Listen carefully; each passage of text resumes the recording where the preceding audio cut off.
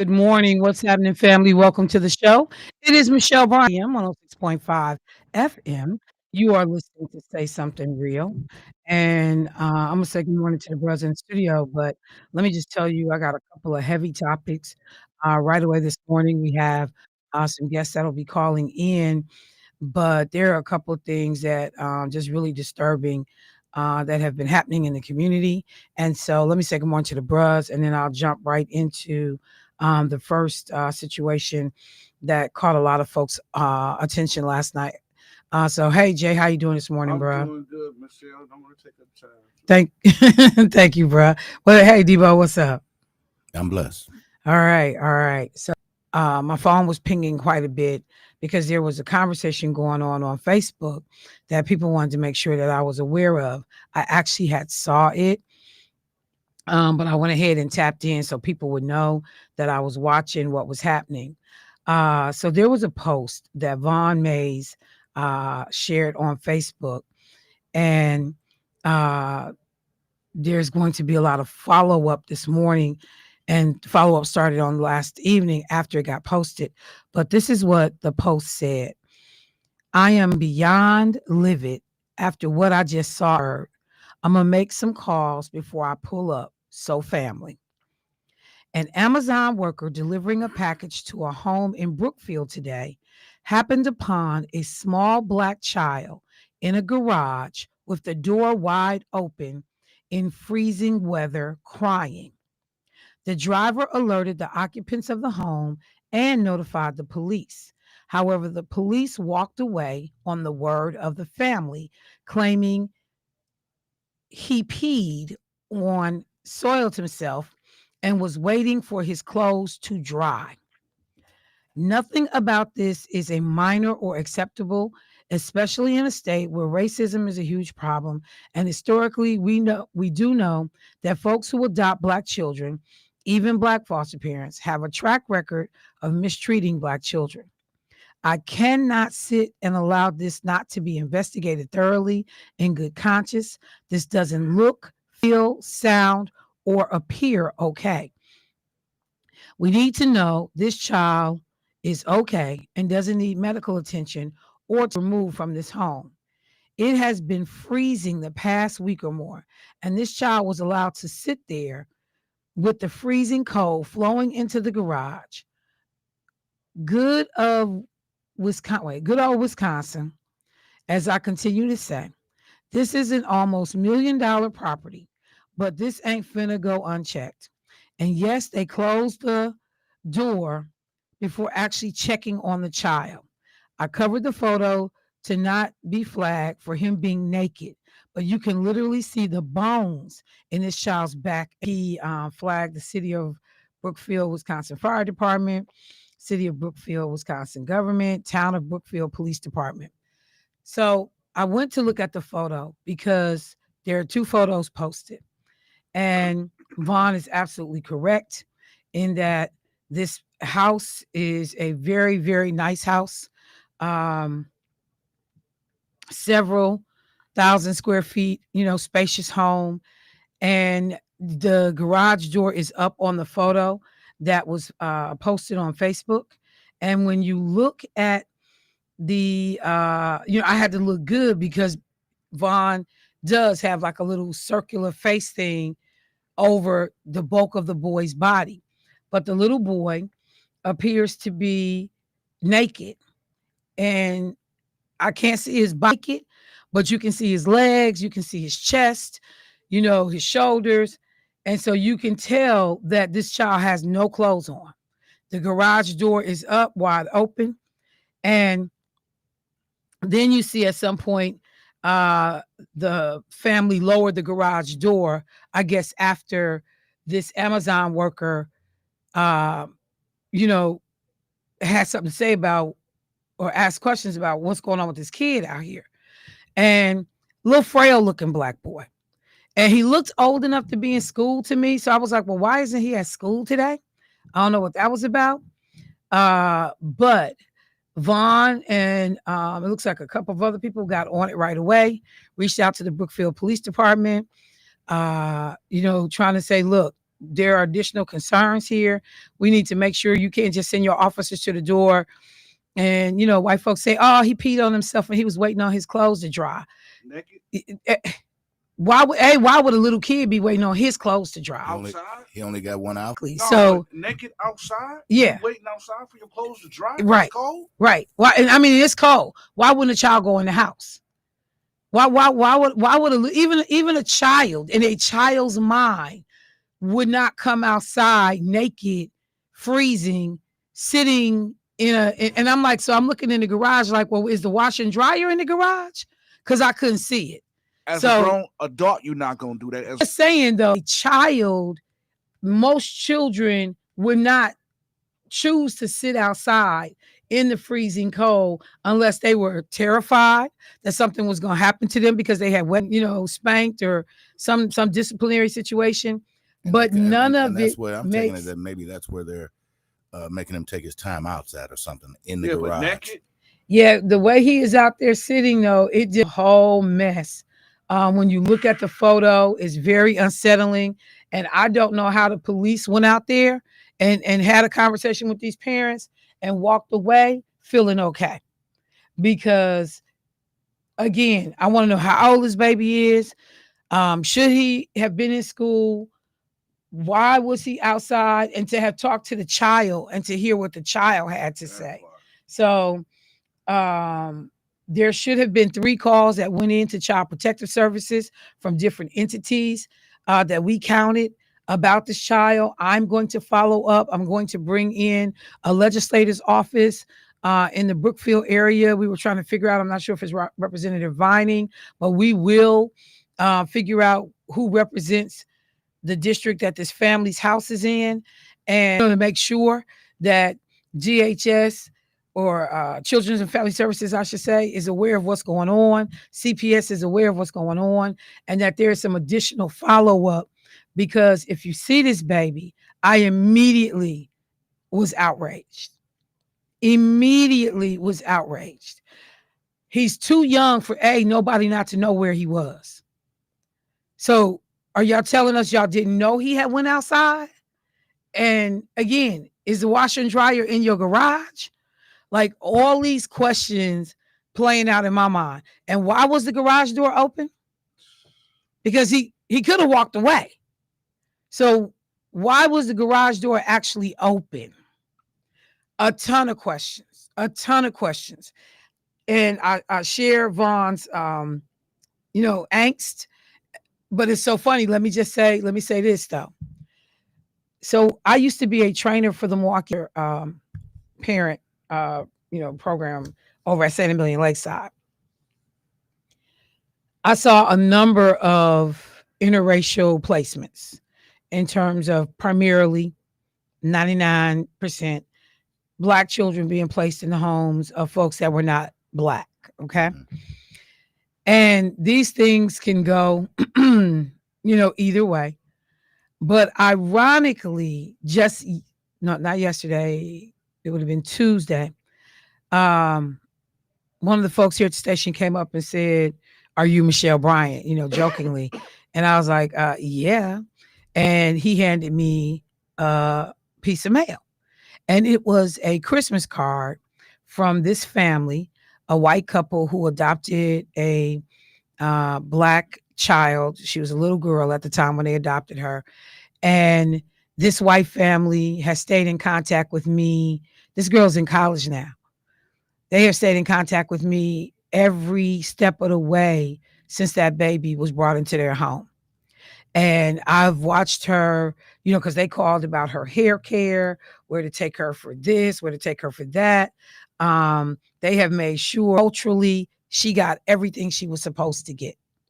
And to see her as a young woman now, she rock her braids, her hair is long and beautiful. They have done everything for this little girl that you would hope would be done for a child that had been brought into foster care, and ultimately she was adopted by this couple. So I've seen it when it works. I just got there, and they sent a family. Their Christmas card is always updated family photos, and it's kind of weird to get them the last couple disabled. in his wheelchair, and his pictures would always be on there, and he's passed away. So I was looking at the card on Tuesday, like, man, he's not on the photos anymore. He's gone. Um, so I've seen it work. I know what happens when people come to the table with the right intentions. But let me just be clear. Those photos, that photo is extremely, extremely disturbing. And I'm looking again, and I'm gonna share the pictures with everybody. But I mean, it's just clutter. It's floor vacs, and it looks like a garage, and not even a clean garage. But you see this baby huddled, and I'm like, um, mm, y'all got a whole lot of explaining to do. And it wasn't simply accomplished with a little vin back home. Y'all got some explaining to do. Cause if this was the other way around, black family, white child sitting out here, I wonder what the follow-up and investigation would look like. So I wanted to flag that for you. And then I wanted to make sure that I referenced Michelle, can I ask you a question? Yes, sir. When you do the adoption, is there still going to be that worker? No. The worker goes away? No. Yep. The worker goes away. That's why, in fact, a lot of people like to move to adoption, because you still can get a check for a child even though you adopted them, especially if it's a special needs child or certain things going on. Immediate oversight and case manager contact once you adopt. And so you see a lot of people go ahead and move to adopt because you get rid of that case management aspect, and nobody's coming to check on that child anymore. So that's that part right there. And I don't know if he was adopted or not, but the nobody's coming to check part is a problem. Yeah, and like I said, when done well, it's cool. But Gerald died. He was a foster parent, and I subsequently ended up being a foster parent to his foster child. We could get him placed, and I'll just never forget. He went to 2 different homes while we were trying to get him placed, and it didn't work out at either home. And then he ended up, the folks came in and said, Michelle, we got a good place for him. He went to go visit the house. It was up in northern Wisconsin somewhere. He went to go visit the house, and they were, he came back excited. I think he was about 12, about to be 13. So he came back excited, and I talked to the foster mom, and they were talking about all the stuff they were going to do, and he was going to have his own room, and they were going to home, so he didn't have to worry about going anywhere else again. Basically sounded like they were going to adopt him. You're permanent. You're good now. You're stable. A couple of times into the first month of him being there, I did FaceTime with him. I talked to him when he could call me, checking in to see how he was doing. Then finally, I got a call from him, and he said, Michelle, I gotta get out of here. And I said, what's going on? He was like, these been in the garage. And he said, all the kids they have, and it was a white couple. And he said, and all the kids they have is Mexican. And he said, we doing work and chores, but we sleep in the garage. None of us have our own room. So I got on the phone with the workers. This child was not from Milwaukee County. He was from Racine County. Got on the phone with the workers, and sure enough, they had to go get him. And so he ended up going, someplace else. But it fell apart so quickly. But just thank God he was old enough, to be able to call me. And that's the other thing about teaching these children phone numbers. And not just letting them, and even us. I didn't have my phone the other day. I had left it somewhere, and I had no ability to call anybody because I only know 4 numbers by heart. Yeah. And so Yes, it's at the Yes, top of the I list. know.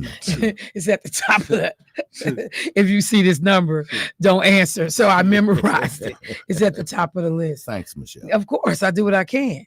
But Jay, you look like you want to say something. Yeah, I was gonna say, we look at the youth and all of the stuff that they're doing out here, and we wonder why stuff is happening, why they're doing what they're doing.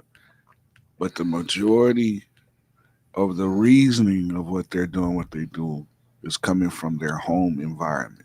It's coming from what's going on around them. It's coming from home.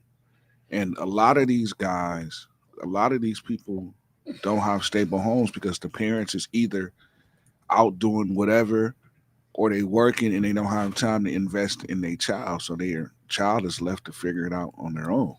I mean, it's the thing, and I phrase it differently, but it's the thing that I just talk about over and over and over again. The luck of the draw in terms of are who is going to be your caregiver. As I said yesterday when I talked about an organization reaching out to me to say, hey, the folks that typically would have donated toys to our organization, we're not getting toys this year. And we got, and I ended up doing a final count. I had to put a whole Excel spreadsheet together to make sure I didn't forget any of these kids. And I ended up doing a whole count. And I think I ended up coming up with, where is it at? 17, 24, 34 young people that we're going to try to make sure that on Christmas morning there is something for those young people to to have. And in working with this organization, I said, hey, this is another organization that I know they do toys, they do the X, Y, and Z. They reached out to them. That organization is struggling. They don't have what they typically would have had. And there are a lot of reasons that you're going to see people in trouble this year. And a lot of it can be traced to the administration. It can be traced to the White House. Tariffs had a real on businesses. They're now talking about this, multi-million dollar, billion-dollar payout for farmers in this country, because had they just been able to continue to do business as they were proceeding, they would have been okay. But because Donald Trump, with his no business, acumen having behind, starts just willy-nilly waking up, you get a tariff. How much is the tariff, sir? I don't know. Let me make a number up. Let me pull it out the bottom of my toenails. 37%, 25%. I mean, and people are like, oh, well, who's going to pay for it? American taxpayers? You're not going to pay for it. These foreigners are going to pay for it. You stupid. That's not how this works. The cost gets passed on to who's receiving the product and the customer on the end. End of story. That's the gritty part of how most of the tariffs work. And so then the attack on diversity, equity, inclusion. I have been warning organizations, whether it's the NAACP, I'll say it out loud, whether it's the Urban League, think of any organizations that tends to be a more minority serving, marginalized, underrepresented serving. Even if you are, the fellows and you got the Black young men scholarship, so they aren't necessarily underprivileged or marginalized, but they lean Black.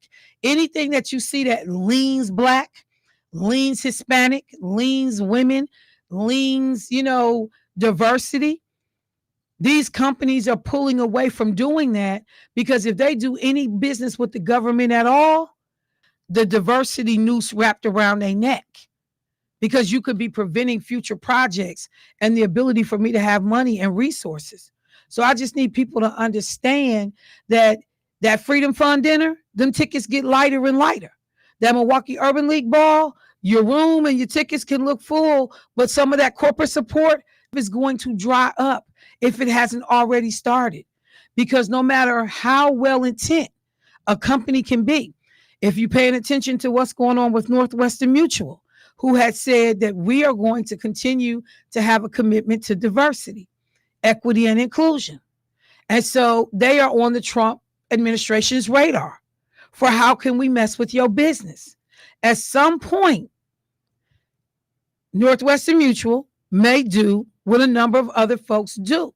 Because it's not like Costco where, you got a little bit of room to navigate, and the way you're regulated in terms of Northwestern Mutual, the financial services industry that they are in, create real problems for them. So at some point, people are making decisions. I got to save me, or I can save you. What usually happens in those scenarios? I can save me, or I can save you. Usually, if I'm making the decision to save you, you related to me. You my child. You my mama. You immediate family. You somebody I desperately care about and love. So I'm gonna take a commercial break, but I just need to make sure that people are aware of that. And then I went to go find a post that Kwabena Nixon put up. Jermaine had talked to me about it yesterday.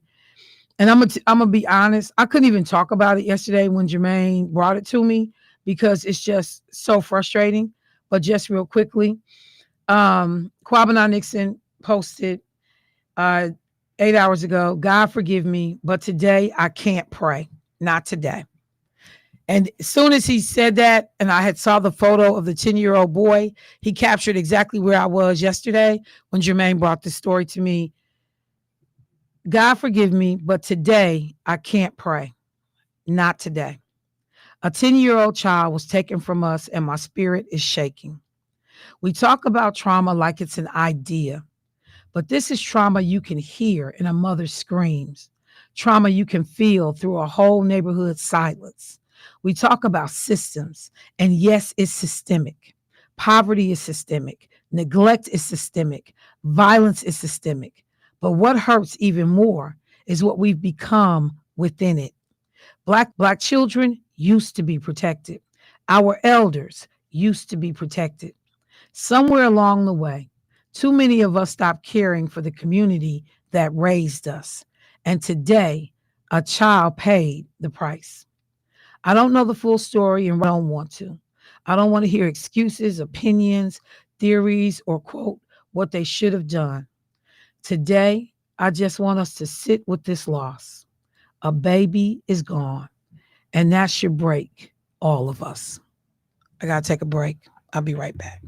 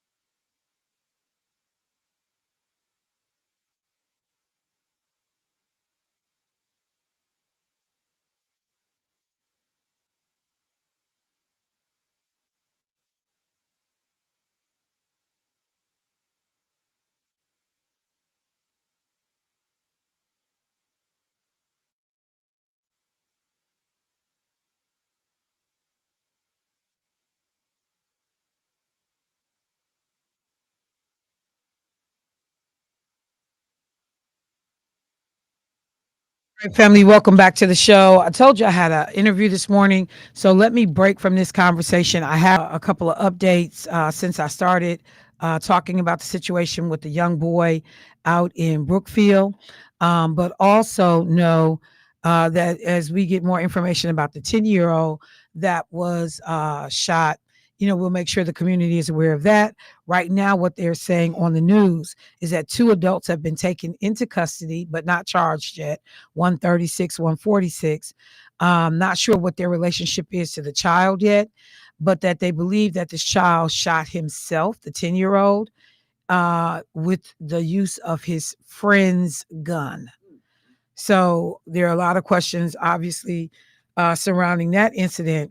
But one of the biggest things, children, is to obviously keep them safe, physically safe.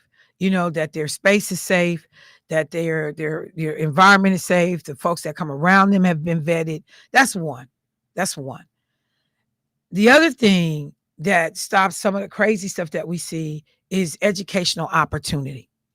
The more a child is invested and engaged in school, the more a young person can connect education to their future and their well-being, the better uh, life is more likely to be for that child.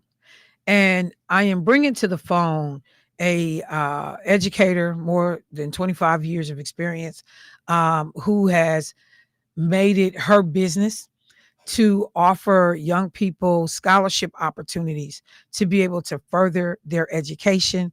And it is connected to the annual observance of Dr. Martin Luther King Jr.'s birthday. So let me bring up Sister Jeanette Herrera. Hey, Sister Herrera, how you doing this morning? I um, because after to talk about the scholarship and hearing about the baby in the garage, I have experienced so over the years. I have just here like 2 weeks ago, experienced having to drive down the street and seeing fighting for the corner of 7th and Locust for that spot with the mother with a baby wrapped up in a blanket and having to go, me and another young lady. I said, what we got to do is we got to go and get some help. And so, I went and got food, bought food and stuff for her and everything. And when I come back, they were fighting for that corner. She was no guy was on the corner. He had took that corner away from her. And babies sliced wrists coming to school at Malcolm X when I worked at Malcolm X and different things, having to go to houses where the babies was at these here houses where they adopted children, having to go and pick them up and having to take them to different places, having to have food in my locker at school, having to feed these babies. Please believe me, I know exactly how you feel and what's going on. And this hurt me so bad, I just broke down and started crying when I heard you say those things. And to have to talk about a scholarship, it's very difficult for me to do that today. Well, I certainly understand, and like I said, knowing, what your past occupation has been, as well as engagement in the community. Yeah, we talk about the stuff that folks have seen that are out here trying to do this work. But I think one of the things that I appreciate about this moment is that there also is this opportunity, for giving people light in a pathway to help people get out of some of these circumstances. And education definitely does that. So can you take a little bit of time and talk about why you thought it was important to start Kingfest and the observance of Dr. Martin Luther King Jr.'s birthday in this unique way? Thank you so much for that. I know that Dr. King fought, and all of us fought in the 60s for this here 50s and 60s. We were all fighting for justice and equality, and the only way you can do that, you have to try to figure out a way how to help yourself. And I was telling someone just the other day that when, it's so sad, 400 and some plus years, almost 500 years, it's like during my day, our people had to be forced to come together. It seemed like with this Trump situation, we're being forced again to come together. Why do we have to be forced to come together for that happens? So this this scholarship is very important because Dr. King, it's important to tell our story and stop letting other people tell our story the way they want it to be told. And so I said, no, our responsibility to tell our own story about our own heroes. And I know that Dr. Barber, the Poor People's Campaign, who have been my keynote speakers, many people have been the keynote speakers for this year, saw the vision and said, whatever I can do to help, let me come, let me talk about, let me tell you the real story about Dr. King. And so because of all of this, I know what we stood for and we continue to stand for. And I said, we got to help our babies are our responsibility. Nobody else's responsibility. Then when we leave them in the hands of somebody else, we can't complain because we are part of the problem and not part of the solution. So this scholarship is very important. I said, well, I don't talk about all the stuff that I do for babies and all the monies and different things that I have done because my mother said, if you talk about it, it's in vain. So this scholarship is important. It'll be 26 years coming January the 19th of this year for the celebration of Dr. King. And what I decided to do with the help of Malika Altawana, who died from breast cancer, we saw this, we said, we got to do something. And I came to her and I told her, I said, we got to do something else. And so we came up with this scholarship. We said, let's give a scholarship and let's bring in people who knew Dr. King to promote and say that this is what we must do as a people. So this scholarship is very important. So now it's away two $500 scholarships thanks to the community. I raised the money from the community. And that's what's important because I try to hold everybody accountable. You talk about, you care about you then back it up. So it's two $500 on behalf of Dr. King every year for the celebration, which is this year, January the 19th, 2026. 26th annual Reverend Dr. Martin Luther King Jr.'s birthday celebration. And it's a scholarship, showcase the vendors. At the same time, and then give out scholarships. I bring in people who can talk about Dr. King. And then I also showcase people here. In particular, I'm concerned about the young people. I want to let them know everybody who's left them. There is some of us like you, Michelle, and like this radio station, because I don't know what we'll do without this radio station. None of this would be done. We would be like, not able to help a lot of people that you all have been able to do. So I appreciate you all very much. So let me ask this question. Typically, you have a theme for your Kingfest programs, and a lot of times those scholarships that the students are competing for, they're writing an essay, and that theme is somewhere built into that essay request. So what's the theme for this year's program?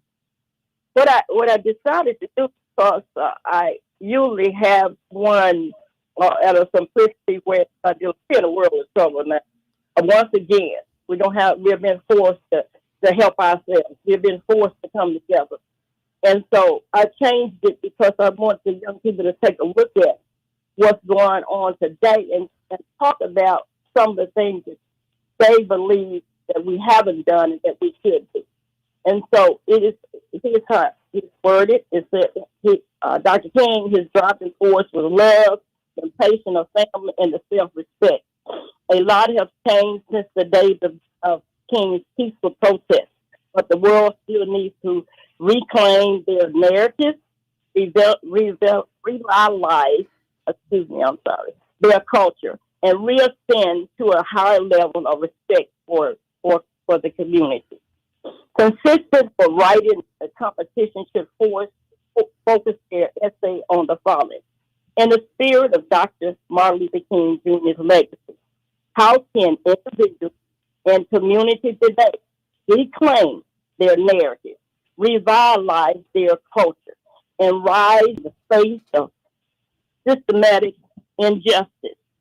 And then I say share a personal experience or vision that reflects this journey of reformation, of revitalization, and I'm sorry, I'm just so emotional now, so excuse me, and reascension. That is what they have to take a look at, and this coming from a personal perspective. Okay. So the essay that the students will submit, how long is the essay and where should that be sent and what is the deadline for the essay? Okay. Let me read. You want me to read the eligibility first? What'd you say? You want me to read the eligibility? Yep, go ahead. That's fine. The writing contest is open to only African American male and female students in the 12th grade who live in the city of Milwaukee or are enrolled in a school, either public or private, within the city of Milwaukee. Writing must be neat and legible and type. And I love to see errors because I know if something personal, I know I can't hear their voice in it. They have to write it. I go on to AI. I'm an English major. I'm degree certified in English. Don't play. So I like to hear the voice from the babies when we read the essay. When I read the essay. So, right, just understand is what a type double space. The maximum length should be not exceed 500 words. And some of the essays have been 1,000 words. Even though you said, that's why I say I want them to read it very carefully. Essays will be disqualified if word limitation is exceeded. Judging entries must be judged on clarity, expression, creativity, and originality. Correct uses of basic grammar and writing skills will also be considered. Two scholarship winners, male and female, at Dr. Martin Luther King celebration on Monday, January 19, 2026, will be presented a certificate. You must be present to be acknowledged as well as read your essay. Don't come saying I'm sick with a cold. I can't read it. My mama tripped and fall. I fell or something. You don't do that. You know what I'm saying? You got to really make sure if something do happen, as with all of us, we're all human, and so, but I want to make sure that you come and read it. Okay, winners will need to contact me, Jeanette Herrera, by email when they can submit their ID proof of high school graduation and a college schedule. And like I said, it could be a 2-year college. It could be a culinary art. Just further their education. Because I'm not hung up. Sometimes young folks don't really want to go to the 4-year university. That's okay. And so my requirement is not all of that. And I'm not hung up on the 4.0 either. If you're doing better, that's all I ask. And it's due scheduled no later than Monday, September 15th, 2026. At that time, arrangements will be made to receive the monetary award. All entries must be emailed by Tuesday, January the 13th, 2026. Please don't wait till January the 13th until I'm sitting in my, just throw something together and then send it to me, or send it after somebody else has written it. I wrote it, unload it. So I'm just saying, because I have to have time to help other people read the essays. I have to have time to get the statistics. I have to have time to contact the young folks. So please don't do me like that. Sometimes people do that, and I still take in consideration and accept their essays. But 12 you have to get those essays in. And like I said, if I get it on the 13th, that's going to be very difficult for me for that deadline. So if you have any questions or concerns, please contact me. Okay? And so students can mail the essay to Jeanette Herrera at AOL.com. And that's JANETTEHERRERA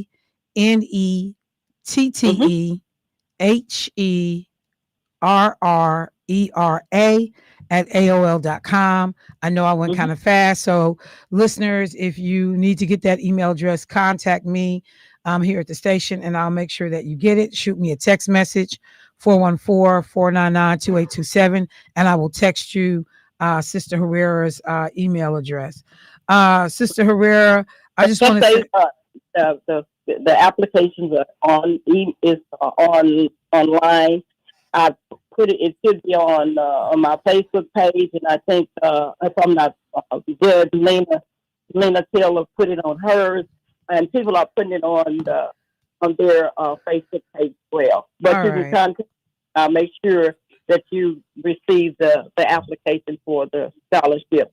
And events, like I said, there is keynote speakers, there is local speakers, there is young people presenting, there is praise dance, and young person is going to be doing tribute to Dr. King. And I can't wait to hear the young man do that. And of course, we got Montreal Kane and C.R. Winston, and I know I'm gonna miss somebody. Of course, Supreme Moore. All of these young folks are wrapping their arms around me and making sure that this struggle continues, and they're helping me. And I appreciate all of the things that they have done, especially the Supreme and his mom, Congressman Gwen Moore, and Dr. Pat McManus, and Michelle Bryant, and Dr. Myers, and of course this radio station. I love everybody on that radio station. They know, and beyond the radio station. When I call, they say, "Well, what you want me to do? Whether it's funerals, I don't care what it is." Jermaine said, "You know I sing." And so I just appreciate all the things that you all have done for me. It's hard. It just makes me feel so good, and I thank you. But anyway, I want everybody to show up. Let's fill the house. Let's always fill the house. A surprise keynote speaker. I'm not saying who it is, a national and the local speaker, keynote speaker. I can't reveal who that is as well, not yet. But I am looking forward to everybody coming out, supporting these young babies, supporting this effort. And like I said, don't come to saying to me that, well, we got a nonprofit, and I need this from you. No, you got some money. You got it for everything else. Please make sure that you support these young folks. You don't have to give it to me. Make it out to whoever hands, or make it out. I'll make sure that everything goes effectively. I don't take nothing from anybody. All the money I raise is definitely given to the babies. I back it up. I put it in the bank, and that's where it's at. And it's nothing but for the scholarship. I don't abuse anything that people have given me. So I appreciate everybody. I appreciate you. Love you, Debo, Jermaine, everybody. I love you too. Everybody. Can I say this to you right quick? Watch this. Sure. I say to you today, my friend, even though we're faced with the difficulties of today and of tomorrow, I have a dream. I have a dream that is deeply rooted in the American dream. See, y'all didn't know that I played Dr. King as a young man, so that's near and dear to my.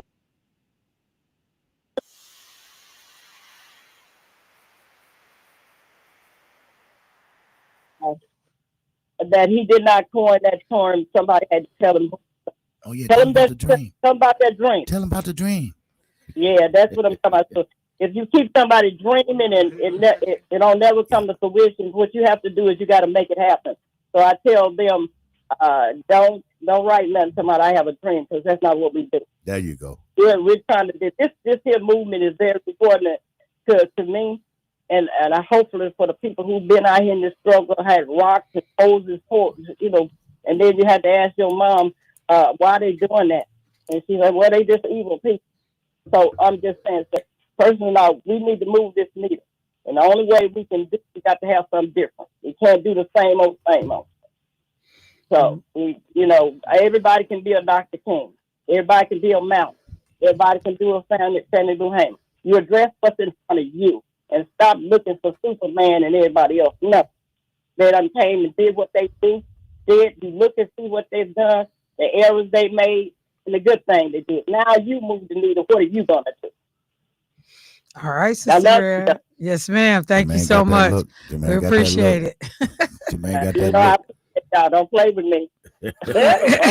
Look, that's why we hanging up. Thank you, Sister Rare. Appreciate the call.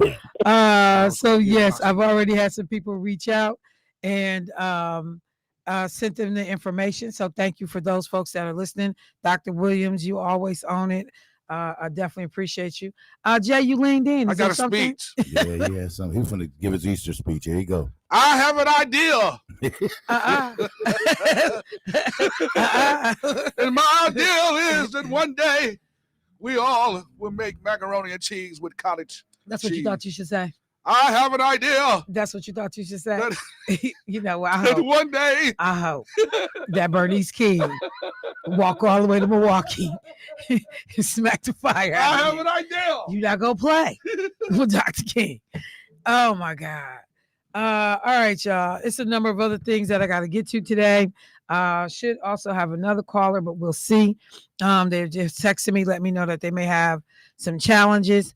But since we're talking about education, before I go to break, I want to make sure that people are aware of a conversation and a thing that has been happening that you ought to have on your radar. So there has been a $6.25 billion donation made by the Dell family to create what they're calling, and this is a thing that's so sickening. Donald Trump thinks that this country is his to be branded, and he must slap his raggedy stinking name. I'm sorry, I had a moment on everything. So they're talking about annual passes to be able to get into the national parks. He wants it to be called a Trump pass. The accelerated visa process, if you're willing to pay $1 million and $2 million to get American citizenship, it's for sale. It is for sale. And that's a Trump gold card. The 26.25, and just also think about how trifling you are. Somebody else is putting up $6.25 billion to create these savings accounts for young people. And instead of having the award or the program be named after the Dell family, the people that's putting up the $6.25 billion, he wants these things called Trump accounts. But I just quickly want to make sure people understand what this conversation is. Tech billionaires Michael and Susan Dell, so that's Dell Computers, announced last Tuesday that they are pledging $6.25 billion to create some 25 million additional, it just grates my soul to say it, Trump accounts for children across the country. These accounts will be seeded with $250 each. So they're going to start an account for your child with $250 each and available for children who missed the eligibility cutoff for the 1,000 federally funded Trump accounts for babies born after January 1st, 2025. So there are two Trump accounts or two accounts. I just hate saying it. One that's a federally funded and one that is privately being done. Children living in zip codes with medium incomes below $150,000 will be the first to receive the funds. And so one of the things I want to do is begin to educate people about how to take advantage of this. But children born after January 1 and until December 31st, 2028, will receive an account infused with an $1,000 investment from the U.S. Treasury as a part of a recently passed this stupid, beautiful bill. It was a part of that. The accounts will open and begin accepting contributions starting July 4th, 2026. And the account contributions will be eligible for additional contributions of up to $5,000 per year until the beneficiary reaches age 18. One thing I will tell you, and I will make sure to tell our community, that if you were to invest that $5,000 a year in that child's account until that child turns 18, by the time that child turns 18, that account would have roughly about $190,000 in it. So you talk about being able to be set and able to go to school. It's a game changer. Buy a home, buy your car, leave debt free as you enter into college. All of that's possible. So just understand that this is out there. I will get you more information so that you can begin to follow up on this. But the way this thing will work, the Trump accounts will function similar to retirement accounts. Children will not be able to withdraw money from the accounts before turning 18, and withdrawals will incur a penalty. But we will talk about that.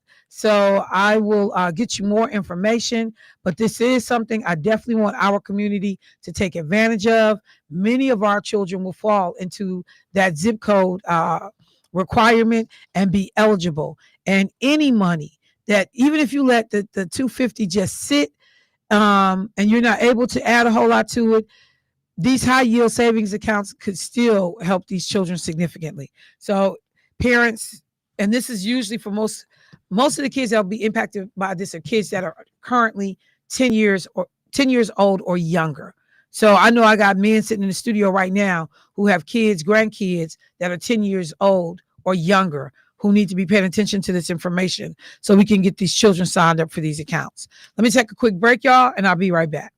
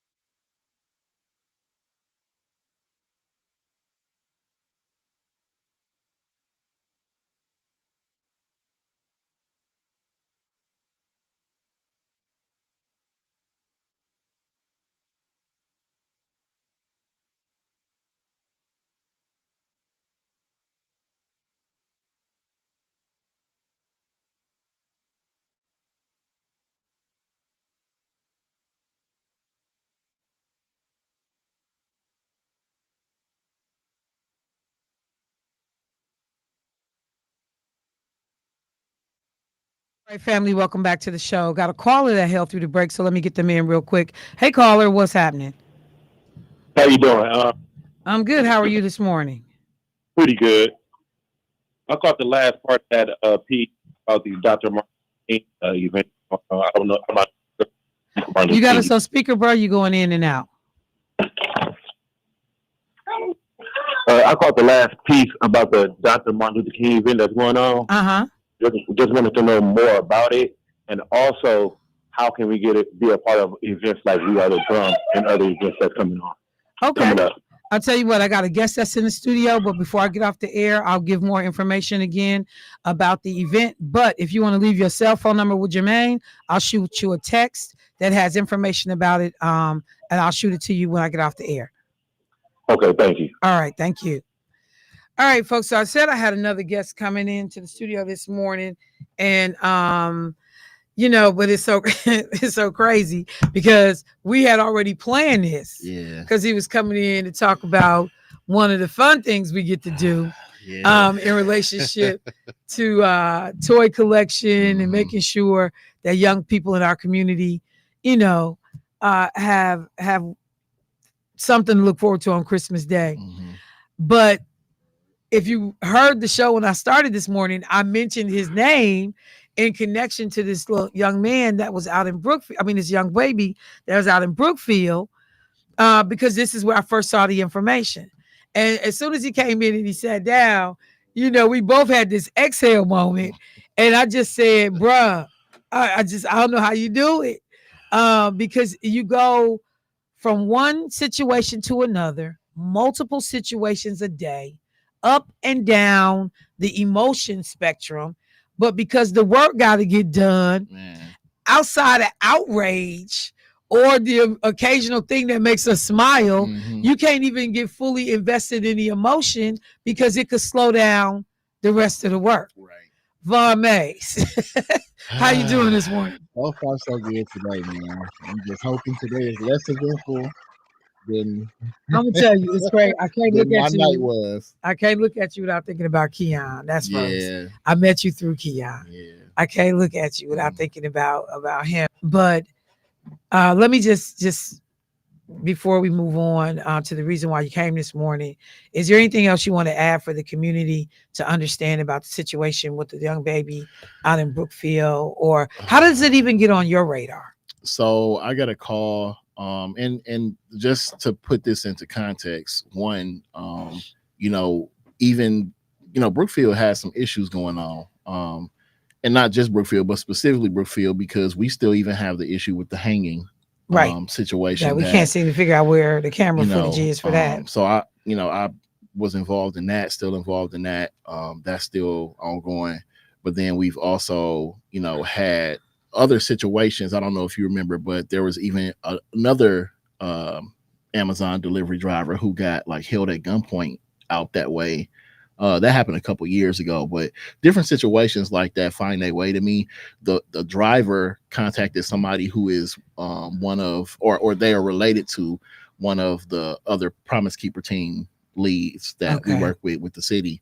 And so they called me because honestly, they wanted to handle this a whole different way. But of course they contacted me. So I tried to, find the best civil way before, anything else happened. And so, yeah, I just been up all night, trying to, find some resolution to this and how we get to the next step, because it's so messed up that aside from the criminal part, which there don't seem to be anything happening from that end, now we have to deal with the CPS side of things. And if they even get, because I don't think at all they went out last night, even though there should have been at least 2 or 3 calls, even in the daytime, all the way into the middle of the night. So hopefully we'll hear something back from that. So supposedly this was flagged for CPS early on. So the original person who was there with the situation, they said they called CPS. When we first got a hold to it, another person that's a part of my team is a mandated reporter. She supposed to contact the CPS. So those are 2 separate calls. And then when we did get with the chief of the department there, he did say that they were sending officers out and they were going to also contact CPS. So there should have been at least 3 calls. Well, I just know that there are a lot of explanations and questions that I still have. That photo, this child looks like they are literally sitting down on the ground, nude, supposedly while the dad was, you know, getting. I don't even understand. I don't understand. But yeah, you out in the garage taking off clothes that you supposedly peed in, and then you gonna go back in the house and take a shower. Why would anybody take a child out into a cold garage, Right. and that child end up sitting on the ground? And and the only reason, quote unquote, the garage door comes up is because UPS is out here, or sorry, the delivery drivers out here. But none of this makes sense to me. Right. Those that have had children at home, which parent in their right mind, caregiver, adult, even teenagers that's watching their brothers and sisters would take them out into a cold garage, strip them naked, let them sit down on the ground, then let a garage door come up, and even if it's hot, I got an undressed child. I'm not opening the door for a delivery person to see my undressed child. Like, none of it makes sense to me. Even in the video, instead of saying, "Oh snap," they see my child and they freaking out. They didn't go to the child and let me get him dressed or let me take him in the house. They just let the garage door down. So I'm like, wrong. It's nothing about that this. Story does not add up. You try to give people the benefit of the doubt, but as the post said, like, in my concern, Black children specifically, we don't, good things don't happen to us in a lot of places, but specifically when you talk about foster care and those type of systems, being in those type of households where you might have folks who are just adopting folks for the money that they get from them, or maybe adopting people to abuse and misuse them and force them to do labor or even worse, and when some things don't look right, because there's nothing about any explanation that can be, that can justify that, right? You can't make me. There's no, and my grandson, 6 years old. I wish the world, somebody had my baby out in the garage, freezing temperatures like it is here in Wisconsin right now. But even if it's the summertime, it makes no sense. Right. But okay, so we're gonna deal with that, y'all. I'm gonna make some follow-up calls on my end. I'm going to ask for some legislators that are in that district to get involved, so that we can get better answers, because these are not good answers. And as Vaughn points out, when you figure out we still can't get, since y'all said that the man hung himself at the golf course, we know that there's video that shows people entering the golf course. It's off a major thoroughfare. So there's no reason why we haven't gotten more specific answers and video documentation. The family ultimately has to go to the public space to try to get answers and remedies, even though they have an attorney. So we just know how stuff can, we know how stuff can play out. But you were actually, here for another reason. Yes. And this is why stuff like this is why I look so forward to doing this. Me too. Because Me too. It's been a long year, especially, specifically for myself, with the legal stuff. For those who know, I lost a child in November.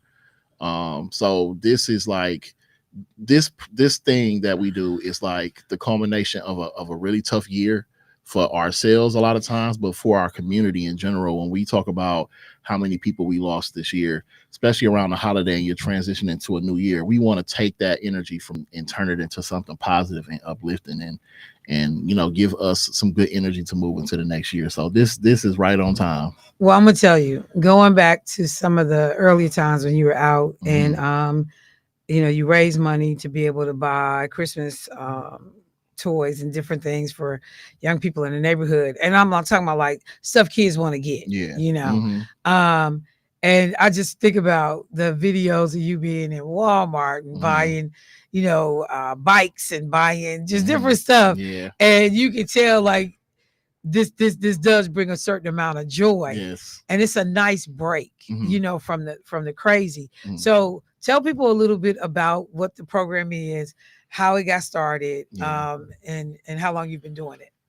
So this will be year 12. No, oh my 12. God, we getting old. You have got to be kidding me. 12 years. 12 years, yeah. So which is a huge marker. And Oh, for myself personally, this is, like I said, aside from one other program that we do annually, this is like the most, the biggest thing, and the most thing I look forward to every year. But I started it, like I said, because one, the work that we do in violence prevention and the work we do in the community, additional to the mental health aspect of like seeing people and how they take loss, right? Seeing people when they get to that person's first birthday without them, or again, the end of the day, the end of the year, where we're talking about Christmas and then New Year's Eve, times that they will spend with people that they lost, and they get in these deep depressions. We see, suicide rising to all-time highs. I'm seeing more and more lives of people hanging off bridges, like, I'm finna do it, y'all, or all this different stuff that's happening. Did you say live? Like people going live stream. live? Yeah, we have literally send them about to commit suicide. We have literally, and that has happened over the years. It hasn't happened more recently, because we have people like Montreal Kane and Mirror, where we send them to work with folks because they specialize in that type of stuff. Okay. But we have literally responded to people attempting to on Facebook Live in this state and others, and we've been able to intervene in that and then work with them. So these are real situations we have seen, been a part of, and interrupted. So again, just thinking of how we can take those memories of these people, and one, we start the event off with a visual and mentioning all the names of the folks that we lost that year, and honoring them. So a lot of times we'll try to, if we've worked with those families, whether it's a young person who left siblings behind, or an adult who left children behind, we'll try to sponsor those specific families and bring them in and honor them at that time before we go door to door and service the community. And so you literally start like collecting for Christmas toys. I mean, how does this work? What do you do? So yeah, the first part of it is the fundraising. So trying to start off with a goal. We usually start off with a goal of 1,000 gift bags. We rarely ever hit that mark. It takes a lot. So you said 1,000 gift bags. So gift bags as in physical bags, but then we also get, like, the bikes would count as a gift bag, right? Okay. So because it can't fit in the bag, Right. so it's a thing that you give to somebody in a single.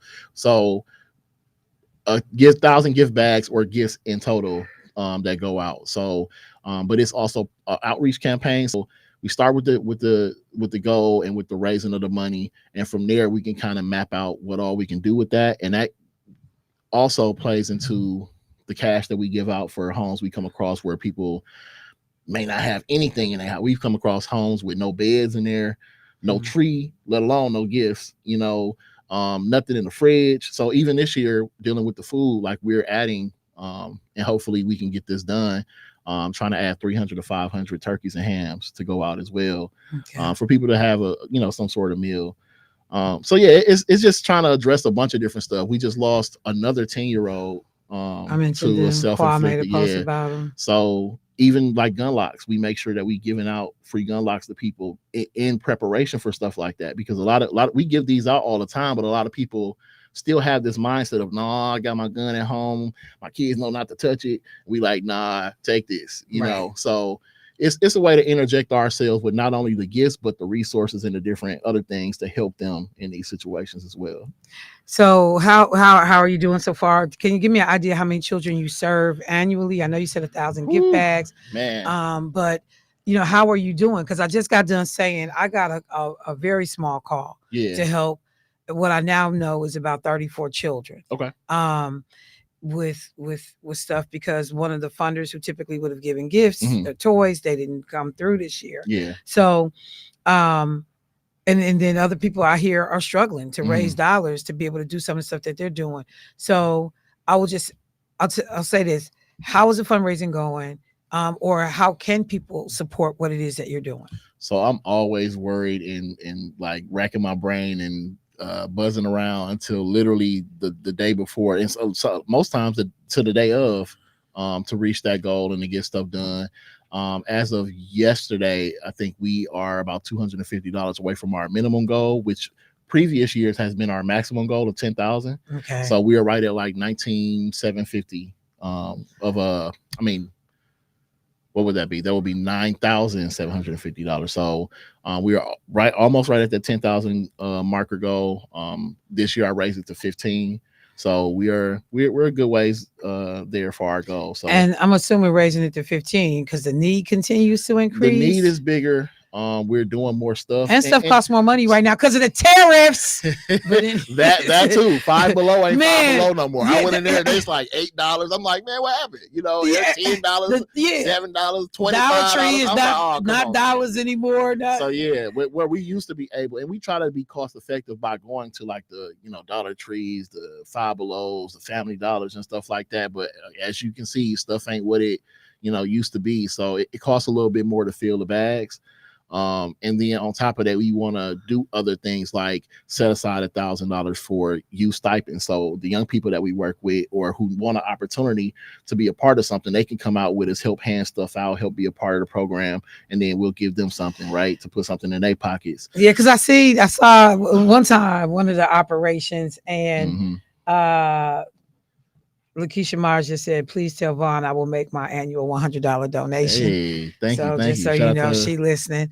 And I'm gonna just tell you, it's so crazy because while some of this stuff can be competitive because everybody's trying to help, one of the first things I did is I reached out to you and said, hey, I just got this call. I understand it's still what you got to do. But, I want people to know that folks end up trying to figure out ways to work together too, because I've had years where I've, indirectly raised more than I needed. Yes. And so I'll like call, or I had more toys than I needed. I had kids.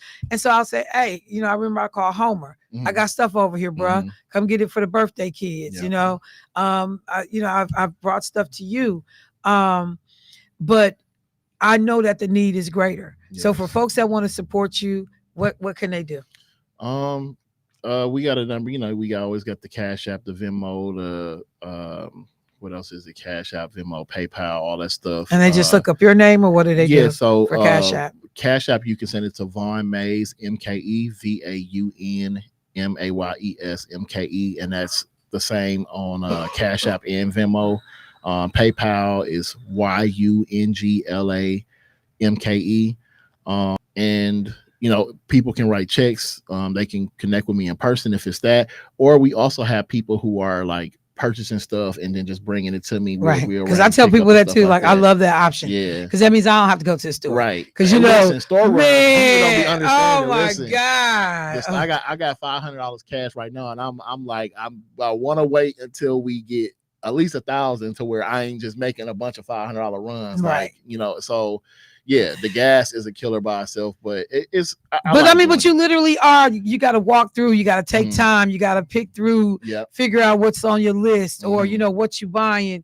And I shop for kids like I shop for my own kids. So I'm not buying no cheap stuff. I'm not buying no mess. And like it's the running joke. Me and my brother had it yesterday when me and Keon was doing all this work, and then we had Terrell and Felicia Martin. They dressed up like Santa Claus and was out delivering the stuff, and we was packed. And then I've gotten wiser because I insisted on gift wrapping all mine. Oh no! And I'm wrapping. Keon packing bags. Man, we had bags in the living room, the dining room, the basement. It was everywhere. And Keon was like, damn these kids. I learned after my first maybe 2-3 years, I ain't wrapping nothing. Yeah, but I'm get raw toys. They gonna know what it is. I love the rapping. I just loved it, man. Oh my God. Listen, when I tell you, boy, I was tired. With 3-4 gifts in 1,000 gift bags. Nah, I'm good. I did. And look, I had the gift bag, but it would be wrapped inside the gift bag. Man, Keon got so mad with me one day. He said, damn them kids. I said, yes. Keon. So then we went to the last leg of it, and then the next time I did it, I no gift wraps. I just hey, everything got dropped. Well, I'm just going to say this too, bro. I appreciate, and I know a lot of people tell you, here and there, sporadically, emphatically, that they appreciate the work that you do. I'm going to do something and tell you, and I know you hear it, I know you know it, but when you in it, when you on the grind, it's easy to get overwhelmed, but can't take care of nobody if you don't take care of yourself. Yeah. And at some point, even though the joy, when we got done raising the money for Azaria Jones's funeral. Yeah. I did have to have a moment when I stepped back as we had just set up the repast situation Yeah. and walked away. And I just kind of smiled and nodded my head because I understood all of the work and how that had all come together that the community did on a dime. Yeah. I mean, they turned all of that around on a dime. But I also realized Antoine Reesby said, Michelle, let him know my wife and I will be donating $100. Thank you. So just so you know. So I just wanted to say, I hope in the midst of all of this, you taking some real time, a real half a day. I mean, you ain't getting no. I bought a vacation package this summer that it's good for 2 years. So after this event, I am going to be looking to find dates next year to book because I need to go sit on somebody's island and get away from this city. Like whether it's a weekend, whether it's a week, that's gonna be. But the other thing is that when you do it, you're gonna have to commit not to answering your phone. Oh yeah. Listen, if I can't get here, then it's over with. Yeah, look, no, because we so well connected. I was in Greece and was getting contacted and had to make connections while I was away. And but the situation was so dire, it was no way in the world you couldn't answer. And a lot of times by the time people calling you, calling me, calling all these people out here, because it's a ton of people that do this work. Yeah. They ain't got nowhere else to go. People have not shown up for them. So I just hope, and this is the first time I've actually seen you since you lost your own baby. Yeah. And so my condolences on that. That could never be easy. And then the crazy part, in the midst of, dealing with your own grief, still gotta be present and carrying the rest of it on your back. So, bruh, thank you. As always. I remember you had long hair. Oh yeah, you were skinny. Yeah, that's when all the problems started, and it all went away. Thread, but like my lot. Yep, bald now. Man, well, I am just appreciative that you are a partner in this game. Yes. Continue to do the work, fam. Yes, and I'll make sure I continue to mention you. And look, if y'all support him, he get extra, then it'll make my load easier on some of the stuff I'm trying to do. But we in this together. Yes, ma'am. All right. Anything you want to say before we get out of here? I appreciate the people. Always a pleasure to come here. I like coming here in person because this again does it for me as well. Because Keon will be sitting, you know what I'm saying. So that's why we were like, nah, I'm gonna go pull up over here. Nah, I was texting with Keon's mom last night. I found this little clip. This baby was all outrageous and just smart and just doing everything. I said, "Who this remind you of?" And so me and his mom ended up going back and forth for a while last night on text message. So I'm gonna let you get out of here. I know you got a lot to do.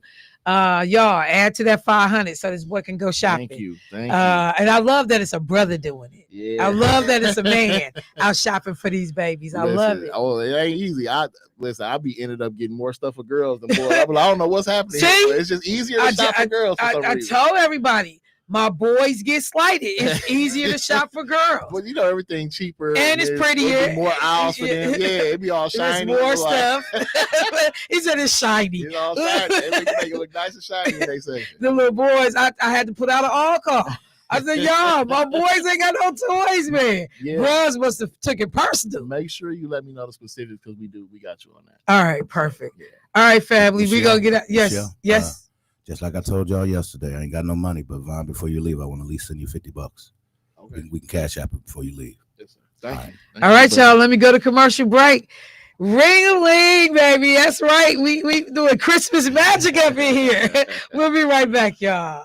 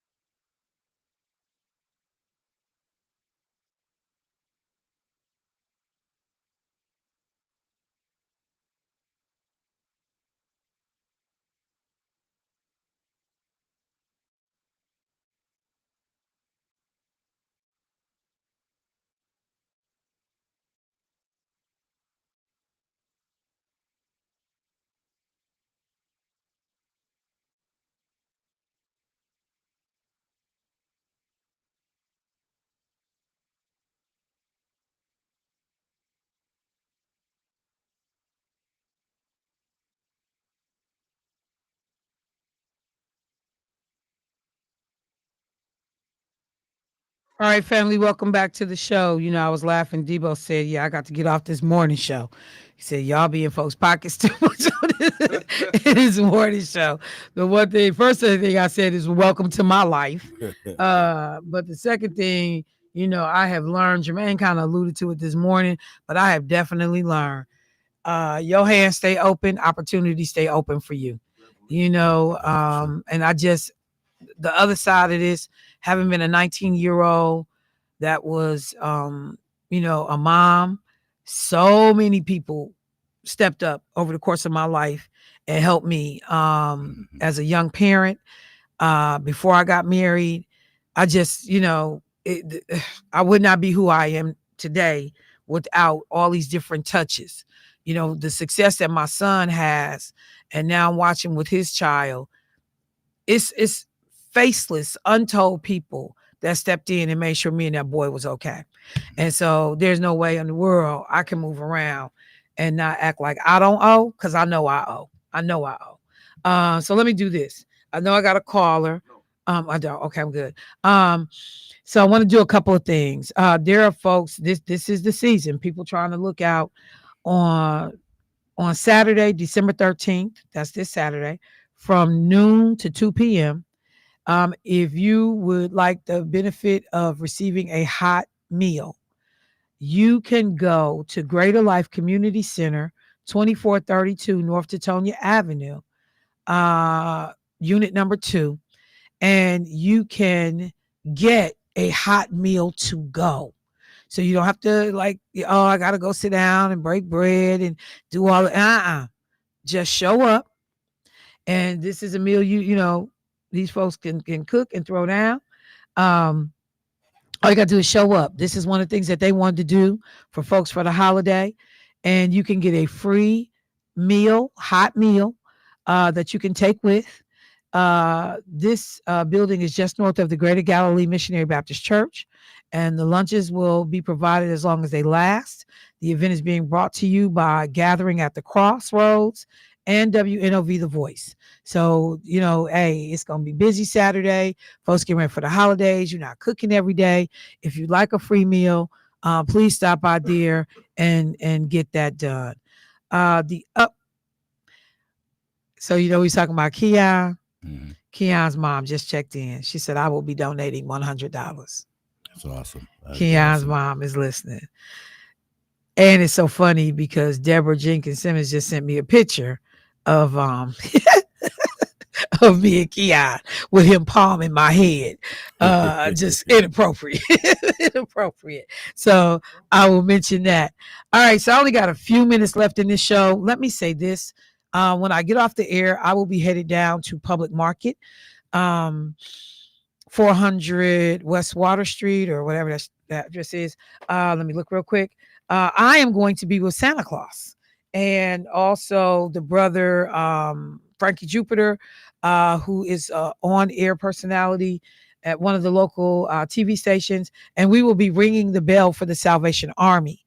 So if you are out and about, stop by, say hi, wave at me, drop something in the bucket for the Salvation Army. If you cannot make it, if you go to my Facebook page, you can, I put a QR code up this morning. You can make a donation to the Salvation Army. It'll show up under my name, but this is the first time that I've been included and asked to do this.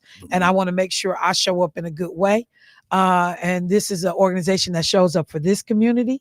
And so I want to make sure we showing up for them. So I wanted to flag that. Did you want to say something, Debo? Yeah.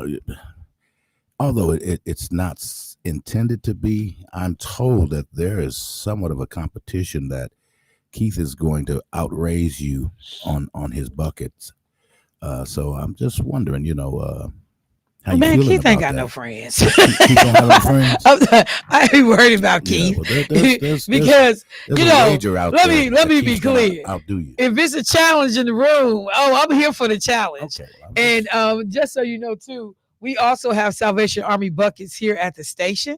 So, Michelle, I ain't driving all the way downtown. Come up to 20th and Capitol, and I got a bucket. Keith got a bucket, and you can drop, your piggy bank change, $1 or $2 into the bucket, and make sure it's mine. And we will make sure that gets turned over to the Salvation Army as well. But it is I consider it a really cool honor to be included in raising money, again, for an organization that shows up for us, day in and day out. So there are a whole litany of issues that I am not going to get to today, but I want to flag real quickly before I'm pushed off the air, because I end early on Thursday.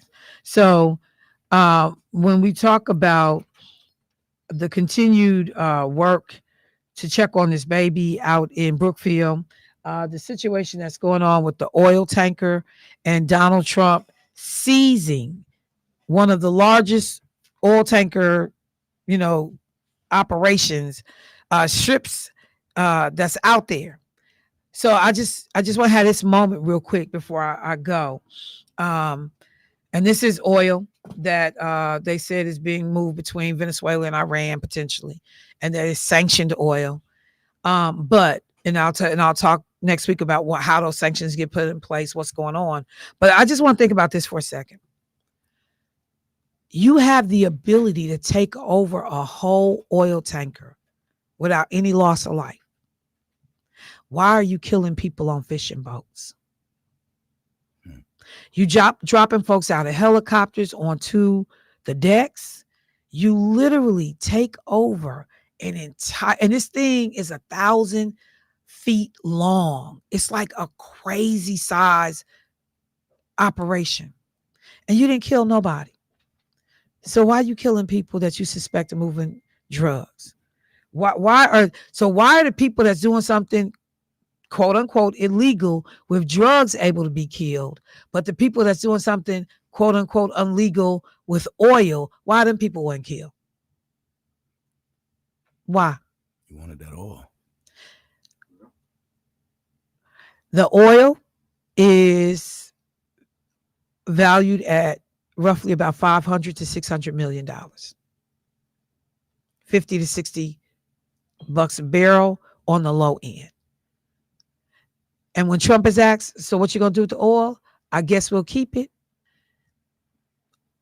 We gonna have that whole conversation, y'all. But there's a phrase that I don't care for, but I find myself saying more and more every day. They playing in our face. They are stealing from people. They are murdering people. They rigging the system. They're cheaters. And they're doing it all out in the open in our face. With that, be productive this weekend, y'all. Do something for yourself. Bring some holiday cheer into your space. Remember why we thankful. Remember for folks that are religious. Remember, all the things about the season that are important, because there's crazy stuff happening all around us. And I will end here. Yesterday, the Christmas tree fairy showed up at my house.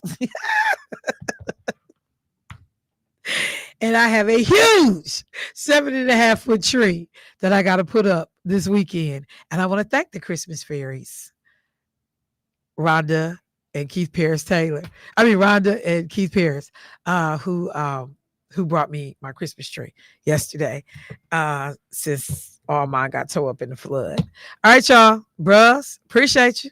Family, I'll talk to y'all next week. Be safe.